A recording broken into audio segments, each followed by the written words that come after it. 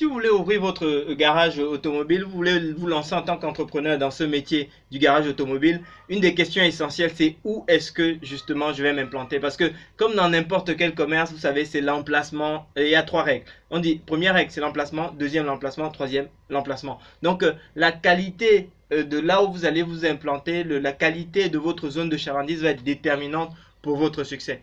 Et à ce sujet, eh bien, une des questions, c'est justement où est-ce que on va se mettre, comment est-ce qu'il faut chercher. Alors, par rapport à ce que moi j'ai constaté sur le marché, globalement, tout le monde s'accorde à dire que les grosses villes sont plutôt saturées. C'est-à-dire que si vous voulez, attention, si vous voulez aller en création, dans les grosses villes, création de garages indépendants, c'est saturé, c'est difficile. Si vous voulez rester sur le créneau de l'indépendant en création, eh bien, ce qu'il faut, c'est plutôt chercher dans des petites zones périurbaines, des zones de 10 000 à 30 000 habitants, qui sont pas suffisamment grosses pour être prises à partie par les grosses enseignes nationales et pour être vraiment la cible des grosses enseignes nationales. Et là, vous pouvez encore faire de la création de garages qui fonctionnent. Par contre, si vous sortez de ces zones périurbaines, mais qui malgré tout, enfin, pour lesquels il faut faire attention parce que souvent ils ont aussi déjà pris leurs habitudes avec les zones de périphérie, de centre-ville. Vous avez justement des mastodontes, justement d'enseignes dans le domaine du garage automobile, du centre automobile, qui vont apporter une palette de prestations relativement intéressante.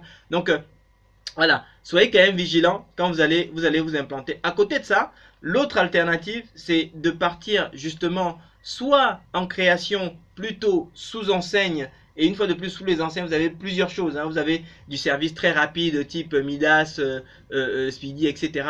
Vous avez plutôt une version spécialiste de la mécanique automobile, donc où vous allez faire du gros, effectivement, vous allez être spécialisé en mécanique auto. Et puis après, vous allez avoir à côté de ça, eh bien, le centre auto, vous allez avoir du Noroto, du feu vert, vous allez avoir non seulement effectivement des prestations d'entretien, de maintenance, mais vous allez aussi et surtout avoir eh bien, une référence, tout un rayonnage de produits relativement important. Donc voilà, vous allez avoir le choix.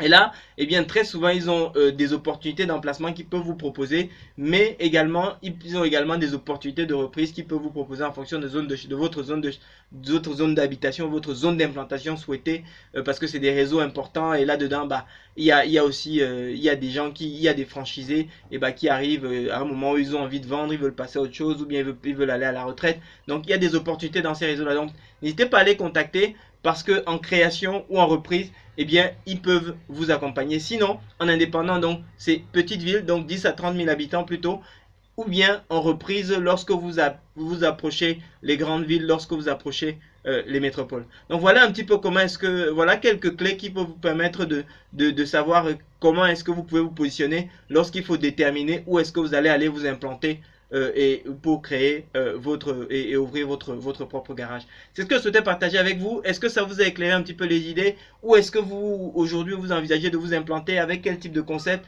Ça se passe dans les commentaires. Si vous avez des questions, ça se passe dans les commentaires. Évidemment, inscrivez-vous à la chaîne et puis montrez-moi que vous avez aimé la vidéo et surtout je vous souhaite très très bon succès dans votre projet. Merci.